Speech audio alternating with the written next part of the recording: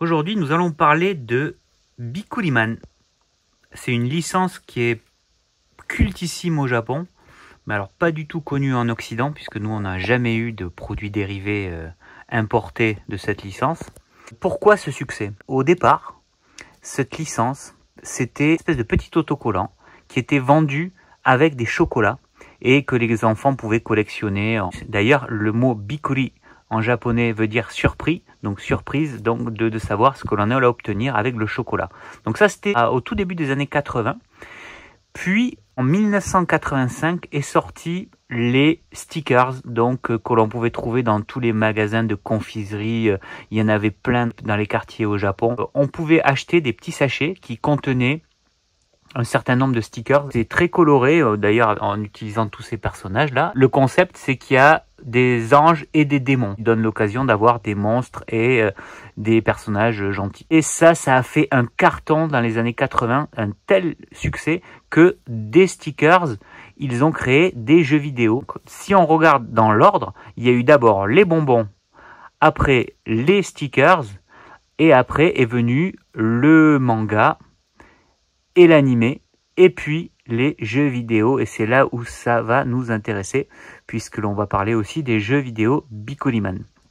Alors avant ça, on va regarder un petit peu ces jouets. Donc ça, c'est du jouet vintage par Bandai, des figurines de Bikuliman. Donc on voit qu'il y a quelques personnages gentils et quelques personnages méchants, a priori 3 gentils et 2 méchants, les 3 gentils étant ici, et les méchants ici. Alors après, on peut les revoir aussi sous forme de petites figurines. Ici, ça apparemment, ça doit être un des méchants principaux, puisque lui, on le retrouve sur la boîte. Donc ça doit être le grand méchant. Et lui, ça doit être le chef des gentils qui est ici. Voilà. Alors après, on a eu aussi, dans les années 2000, des gachapons. C'est pas des gachapons, des trading figures en diorama qui étaient vraiment très très jolis aussi. Voilà. Ici, c'est un lot de 5 figurines. Très joli. Et ici, ce que je montre depuis tout à l'heure, c'est le jeu de plateau. Alors, le plateau n'est pas ce qu'on trouve de mieux au Japon. Dans cette gamme-là de jeux Bandai, ici, là, on voit, ça, c'est le fameux logo qui indique donc que c'est un jeu de société. Ça, dans cette gamme-là, il y en a des vraiment magnifiques. Bon, celle-là est colorée, sympa, mais c'est pas ce que l'on fait de mieux au Japon. Alors pourquoi on parle de Bikuliman? Enfin, pourquoi je vous parle de Bikuliman? Parce que moi, j'ai une histoire particulière avec ce jeu qui vient du jeu Wonder Boy. Donc voici Wonder Boy in Monster World en version japonaise pour Mark III. Donc on peut apprécier aussi le artwork qui est complètement magique. Vraiment tellement représentatif des années 80, de ces dessins un peu manga mais kawaii. Très très beau. Et voici la version donc PC Engine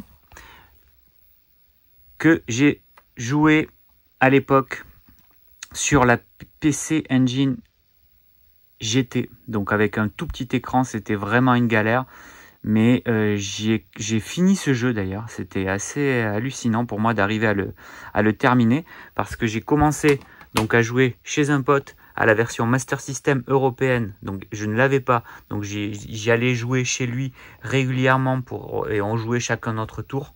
C'était génial aussi de profiter de cette ambiance là juste après les fêtes de Noël, d'aller chez des amis pour voir ce que eux avaient eu comme jeu. Donc cet ami là en question avait eu ce jeu, donc j'avais joué mais impossible de le finir à cette époque là, et je l'avais eu quelques années après, je crois 1 an ou 2 après peut-être, puisque celui-là j'ai dû y jouer en 88. Ah non, quand même 3 ans après, puisque je l'ai eu en 91 sur la PC Engine GT.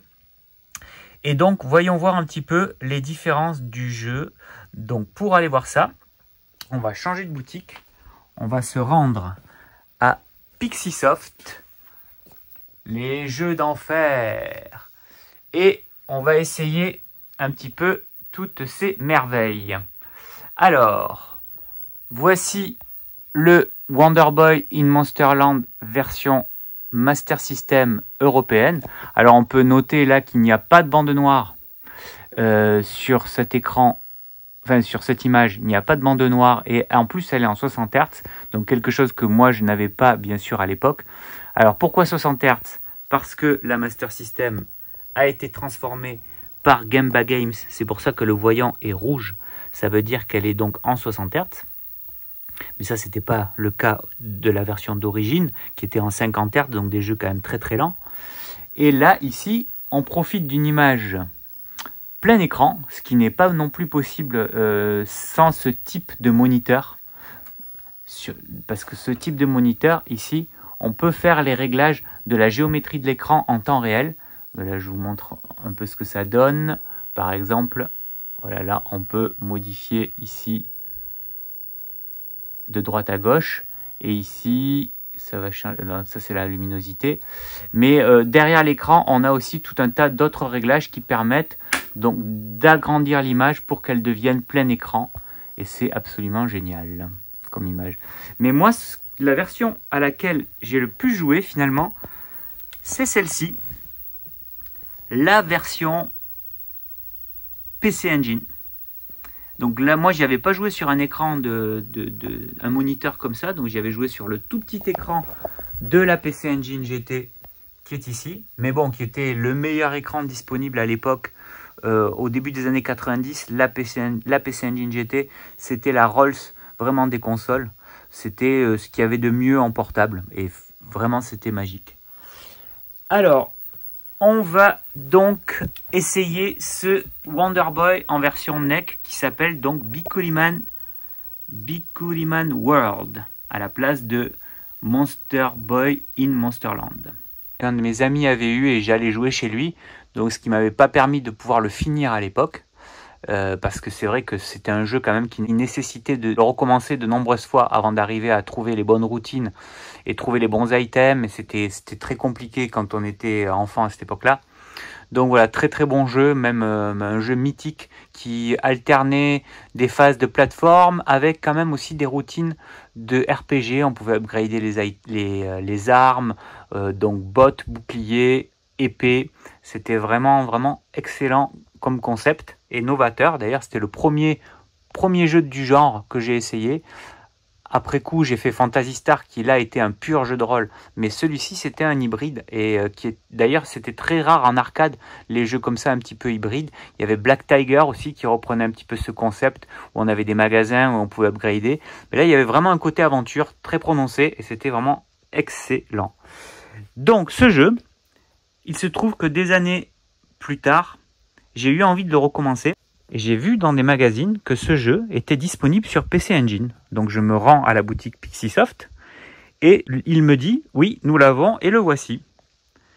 Alors là, j'étais un petit peu surpris parce que bon là, à cette époque-là, je ne savais pas du tout lire le japonais, mais je ne reconnais pas du tout les personnages de Wonder Boy. Alors on voit quand même un personnage qui a l'air assez mignon. Donc je me suis dit, ok, c'est une adaptation. Ils ont un petit peu transformé les personnages de Wonder Boy. Je ne savais pas lire non plus le titre. Alors là, ici, il s'appelle Bikuliman World. Mais ça, je n'avais aucune idée de comment ça se prononçait. Et vu qu'il n'y avait pas de photo derrière la boîte, sur la plupart des jeux U-Card, c'était le cas d'ailleurs, pas de photo derrière. Bon, ben, je me suis dit, ok, je le prends. Bon, j'ai joué sur la PC Engine GT, donc très difficile à jouer sur un petit écran, parce que déjà que je comprenais pas le japonais, mais en plus ça manquait un tout petit peu de lisibilité. Mais c'était exactement le même jeu, à part que le sprite principal du jeu était ce personnage qui n'était pas pour moi Wonder Boy, mais bon, ok, je me suis dit adaptation. C'est que des années après que j'ai compris ce qui s'était passé, c'est tout simplement une question de droit d'auteur. Là, on voit bien sur la boîte qu'il n'y a marqué Sega nulle part. Et donc, c'était Hudson Soft qui a acheté la licence à Sega. Alors, acheté ou ils ont acheté le concept du jeu, mais pas la licence, justement, puisque sinon, ils l'auraient appelé Wonder Boy. Ils ont acheté le concept du jeu et ils l'ont entièrement reprogrammé pour la PC Engine. Donc, on avait une version qui était beaucoup plus belle que sur Master System, plus colorée. Ce qui est normal puisque la PC Engine était plus puissante que la Master System, notamment en termes d'affichage de couleurs. Déjà que la Master System était elle-même plus puissante que la NES, de Nintendo. Donc là, on avait vraiment quelque chose qui était quand même assez proche de l'arcade et qui était fantastique. Donc très très très bon jeu. Et j'ai réussi à le finir. J'ai recommencé plein de fois. Et à la fin de cette vidéo, je vais vous montrer une vidéo de gameplay où je vais essayer de progresser un petit peu dans le jeu, sachant que je n'y ai pas joué à cette version depuis 1991. Donc voilà, ça fait quand même 25 ans, non 35 ans que j'y ai pas rejoué. Donc bon, mais j'ai bien en tête ce jeu. Donc, magnifique jeu. Après, sur PC Engine, ils ont sorti celui-ci. Alors celui-ci, il vient pas du tout de la licence Wonder Boy. C'est un jeu qui est vraiment tiré du succès des stickers dont je parlais précédemment. Donc le succès était tel qu'ils en ont fait un jeu. Alors là, c'est assez marrant aussi parce qu'on a un visuel derrière, mais pas celui du jeu vidéo. Donc difficile de se représenter de quoi il s'agit. Il y a un petit poster qui est vendu avec ce jeu. Donc déjà... super poster. On reconnaît pas mal d'ailleurs de personnages ici que l'on retrouve sur le jeu de plateau et sur le jeu PC Engine. Donc le concept de ce jeu qui tourne sur CD-ROM, celui-ci. Apparemment c'est un jeu qui fait appel au design que l'on trouvait sur les stickers. Mais bon, c'est des battles, un peu comme peut-être un genre de Pokémon avant l'heure. Voilà, il y a une jolie carte, mais il y a pas, on peut pas se balader sur une carte. Il y a des écrans de jeu que l'on a, ce sont des écrans comme ça, donc assez textuels. Donc bon, quelque chose qui n'a aucun intérêt pour nous en Occident, puisqu'on n'a pas eu les stickers, donc on n'avait aucune référence avec ce jeu.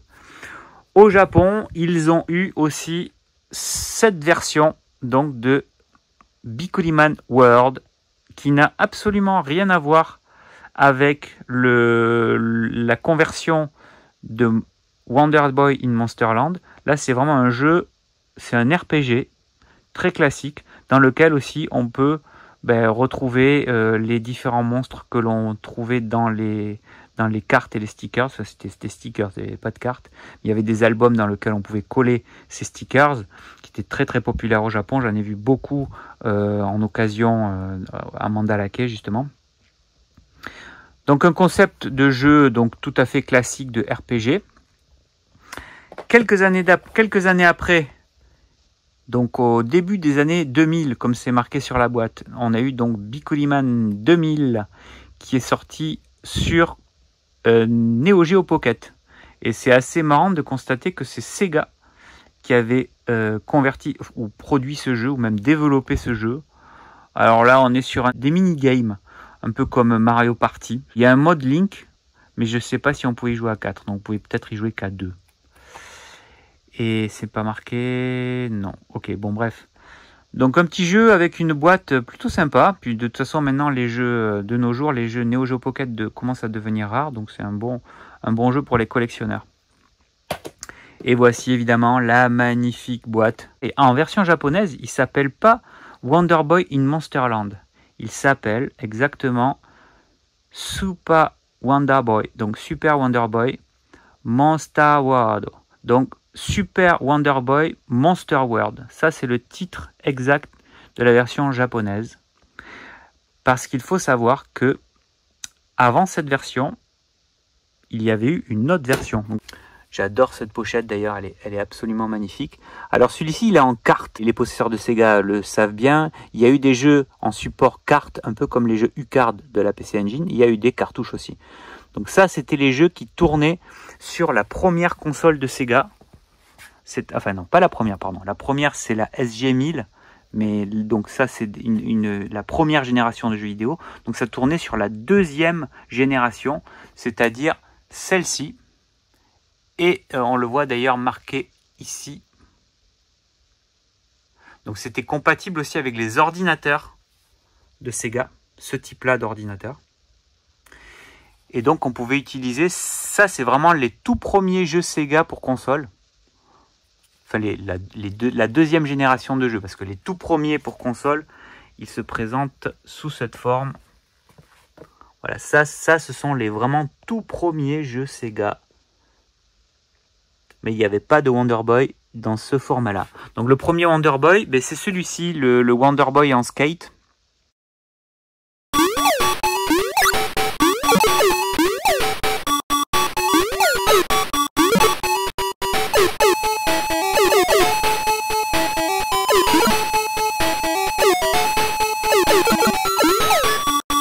Alors que moi, personnellement, j'ai beaucoup regardé en arcade, parce qu'il y avait quelque chose d'assez magique, mais j'y ai pas beaucoup joué, parce qu'il était trop répétitif pour moi, c'était pas vraiment un jeu qui m'intéressait.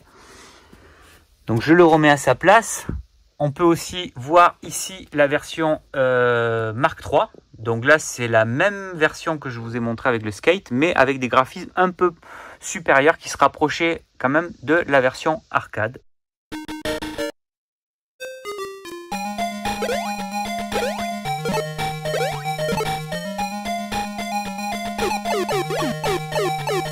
La saga des Wonder Boy sur Mega Drive, puisque là c'est vraiment aussi autant la version donc de Wonder Boy in Monsterland de la Master System était magique, mais alors celui-ci il était vraiment extraordinaire. Monster World 3 qui vient à la suite du Wonder Boy in Monsterland. Mais là, par contre, il passe sur la gamme des Monster World. On voit qu'il y en a eu après un autre ici qui s'appelle Monster World 4.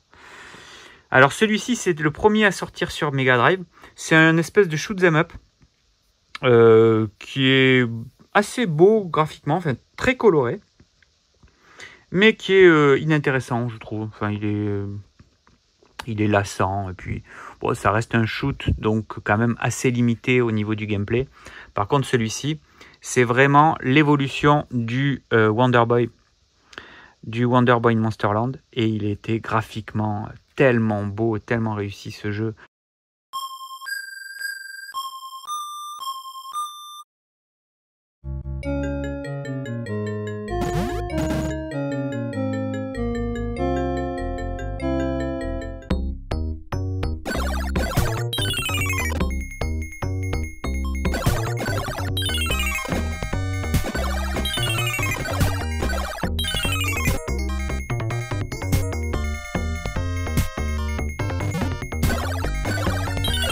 Je l'ai fait en japonais, je l'ai fini en japonais. J'ai même eu la chance de voir la solution que j'avais écrite, publiée dans un magazine. Donc pour moi, c'était la consécration à cette époque, de finir un jeu en japonais et en plus d'avoir ma solution publiée. J'étais trop content. Celui-ci est sorti des années après, 3 années après, je crois. Celui-ci de 91, la 94. Mais là, j'étais déjà passé à autre chose. Puis, j'avais pas trop envie de me refaire un jeu entièrement en japonais. Il était bien, mais il était trop similaire à celui-ci. Donc, bon, par contre, graphiquement, extraordinaire. Alors, celui-ci, Monster Boy.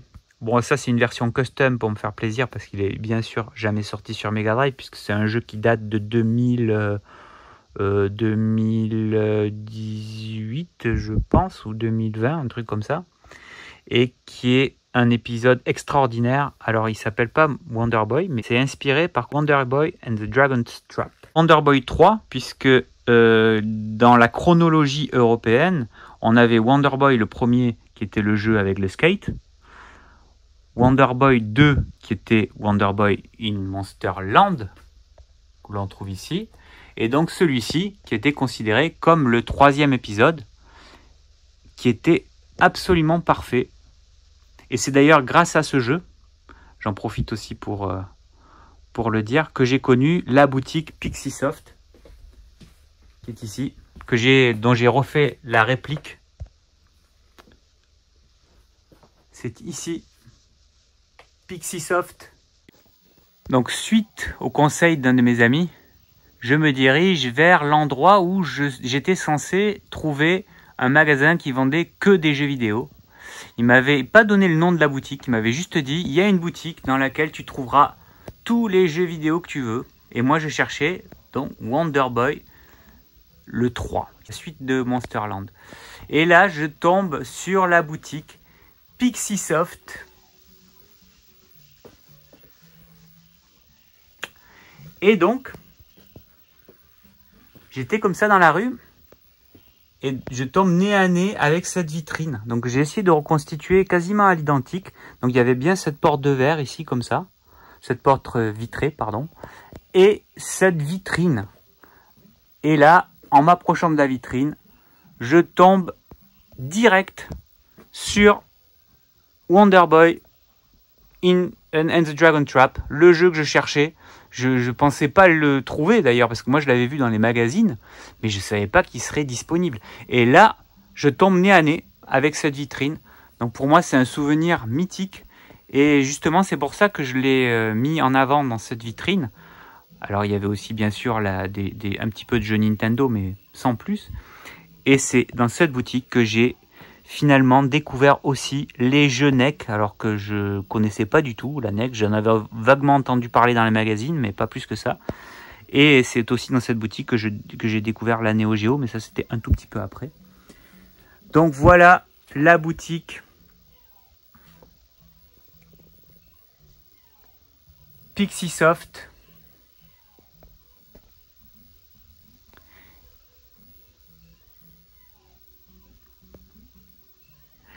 Et en passant, en ouvrant la fameuse porte vitrée, j'ai découvert le merveilleux monde des magasins de jeux vidéo. Quelque chose que je connaissais pas du tout. Et le jeu que je rêvais était là, en démo, comme il est là. Alors c'était peut-être pas présenté tout à fait de la même manière, mais les télés de démo étaient bien là. Il n'y avait pas encore la Neo Geo, puisque moi j'ai découvert cette boutique en 1989, je pense. Donc la Neo Geo n'était pas encore en magasin, donc là bon c'est un peu un anachronisme, mais c'est quand même quasiment la même époque. Alors le véritable anachronisme, c'est qu'on trouve une Neo Geo CD, ce qui n'était pas du tout le sorti. En plus c'est une CD Z, donc le dernier modèle, donc bien sûr qui n'était pas sorti en 1990. Mais la Master System était bien là, et la PC Engine aussi, la Core Graphics, puisque je l'ai acheté dans cette boutique aussi. Voilà, donc le jeu qui m'avait fait rêver dans les magazines, il était là, et je l'ai acheté d'ailleurs. Je crois le lendemain, le temps de réunir la somme d'argent nécessaire. Et j'avais enfin pu mettre la main dessus. Magnifique souvenir. Et alors il avait pareil, il avait aussi un rayon Sega très étoffé. Alors bon, pas tout à fait comme similaire à celui-ci, puisque là il y a vraiment quasiment tous les jeux. Et aucun magasin de jeux vidéo de l'époque ne proposait tous les jeux. Les boutiques proposaient une sélection de jeux du moment. Après, bien sûr, il y avait aussi des jeux d'occasion, mais ça dépendait de ce que les gens ramenaient au moment où on rentrait dans la boutique. Mais il y avait quand même un grand choix de jeux Master System et un grand choix de jeux NEC aussi, PC Engine. Voilà, essentiellement, même quasiment que du U-Card, puisque les versions CD-ROM, il n'avait pas cette spécialité de faire les versions CD-ROM. Il y a plein de jeux que j'ai achetés d'ailleurs dans cette boutique. Final Match Tennis que l'on voit là. Je l'ai acheté ici. Et bien d'autres. Donc voilà. J'ai à la fois acheté la PC Engine GT qui est ici. Donc la boîte que vous voyez là, c'est la boîte que j'ai eue en 1991. Alors la console, elle n'y est pas parce qu'elle est en train d'être réparée. Parce que les condensateurs se fatiguent très vite sur cette console. C'est une console qui vieillit assez mal. Mais j'ai une version aussi américaine à côté qui, elle, fonctionne. Et d'ailleurs, on en profite pour voir que ce n'est pas le même nom. Donc Pichi Engine, si je prononce un peu à la japonaise, GT pour la version japonaise, et Turbo Express pour la version américaine. Donc voilà, donc c'est dans cette boutique que j'ai à la fois connu la PC Engine et que j'ai continué la saga des Wonder Boy, que j'ai découvert donc l'existence de la version PC Engine que j'ai fini. Voilà. Donc ça c'était vraiment des souvenirs extraordinaires. Après la série des Wonder Boy, il n'y en a il n'y a pas eu de Wonder Boy sur Sega Saturn ni sur Dreamcast. Voilà ce qu'on pouvait dire sur Bikuliman et le lien avec la saga des Wonder Boy. Donc si vous allez au Japon et que vous voyez ces personnages dans les magasins d'occasion, c'est normal. Là-bas, c'est aussi culte. Ça a fait un succès qui est similaire à celui de Pokémon à l'époque, en 1985, quand les stickers sont sortis. Donc c'est vraiment quelque chose de culte au Japon, que moi je me suis mis à aimer avec le temps. Pour finir, je vais essayer de jouer à Wonder Boy in Monsterland en version japonaise. Alors pour essayer ce jeu, je vais utiliser un pad Neck Avenue 6 boutons qui sont pas du tout, c'est pas du tout utile hein, les 6 boutons, puisque ce jeu il a besoin que de 2 boutons, mais il est assez confortable d'utilisation, donc ça devrait faire l'affaire.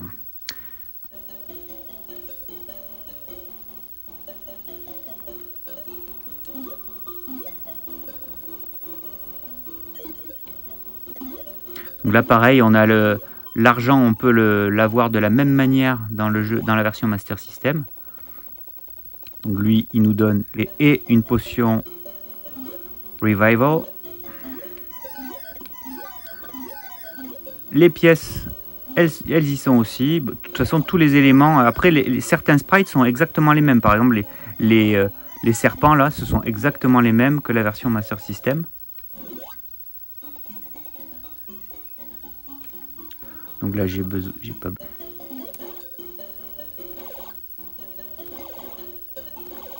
Sur Master System, il me semble qu'il faut le taper que 3 fois. Que 2 fois. Là, je viens de perdre un cœur parce que je suis pas allé assez vite. J'avais juste le temps ici, mais bon. On va essayer de tuer le premier boss. Bon, déjà, c'est mal barré.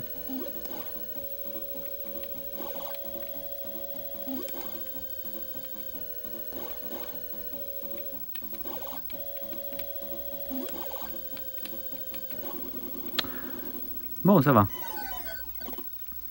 Alors, comme j'ai pas les bottes, c'est difficile de sauter au-dessus. D'accord.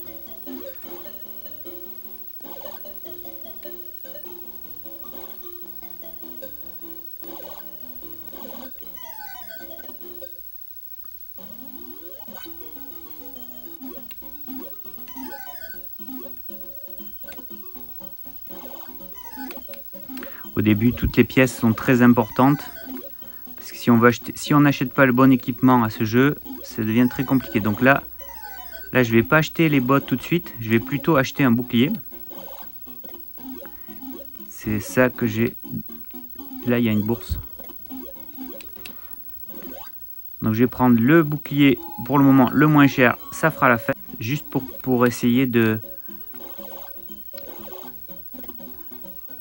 pouvoir contrer les flèches du cochon là qui va bientôt arriver. J'ai pas besoin d'item non plus pour le moment.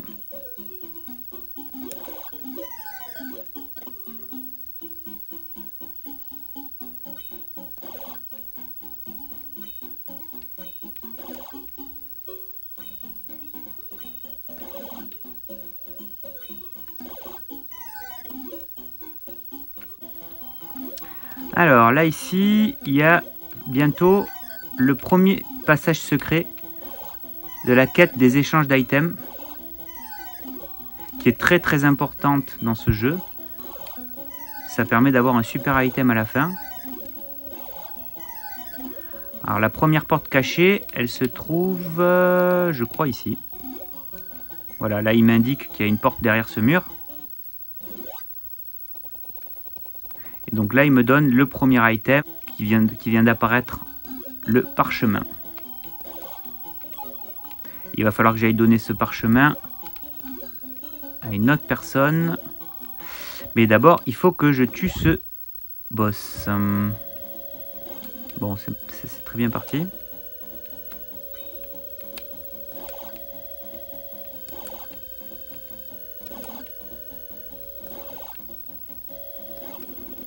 Bon, ça va, je m'en suis pas trop mal tiré. Et là, j'obtiens une épée plus puissante. Donc maintenant, je vais avoir besoin de moins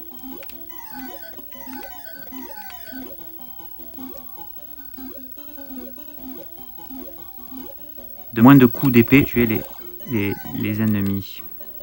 Alors là, je vais devoir acheter des bottes parce que sinon je vais galérer. Alors je vais prendre quoi? Je vais prendre, ben, j'ai pas assez, donc je vais prendre celle à 50. J'espère que ça suffira.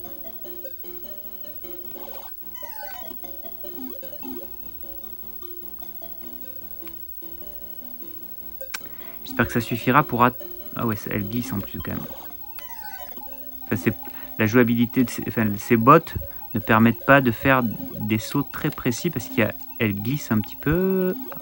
Mais quand même, je peux accéder à ce petit secret qui est quand même important. Ça m'a permis de gagner une dizaine de pièces.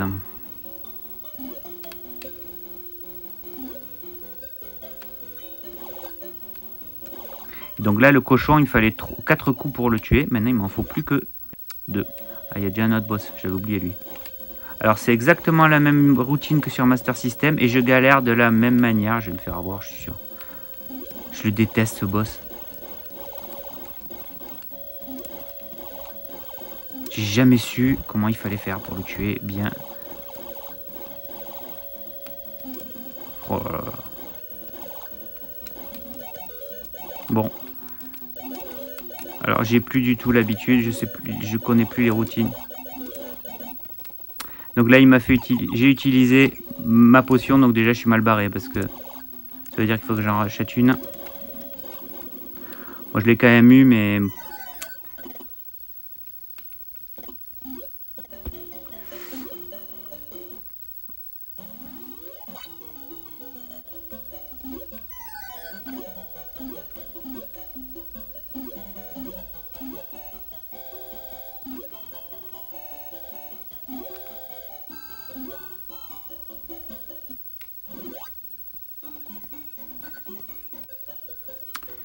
et alors là, il y a bientôt le deuxième passage secret, enfin le deuxième endroit secret pour faire la suite des échanges d'items. Alors là, par exemple, les squelettes, ils sont différents dans la version Master System. Ah, j'ai un casque, donc là, avec ce casque, j'ai une meilleure protection. Plus combien de temps ça dure?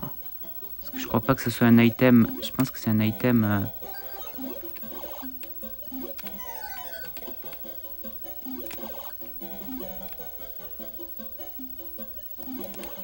Bon, ok.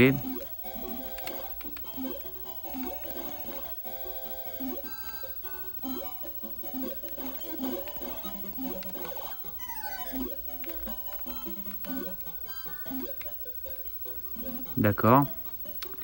Il y a un cochon. Et voilà, je crois que le passage secret, il est par là. Alors, soit il est sur le... Il est par là. Bon, déjà, je me souviens plus où il est. Au moins que je l'ai raté. Ah ben, il était là. Ah ben non, c'est même pas pour l'item, ok. C'est pour une armure. Ben, je prends, hein. Voilà, j'ai une magnifique tunique rose que je viens d'acheter. Bon, c'est un peu dommage ça. Bon, à la fin, on peut avoir une super armure très classe, mais là, c'est pas le cas. Ah d'accord, ok. Bon là, je vais jamais y arriver. Je pense que ça va être terminé.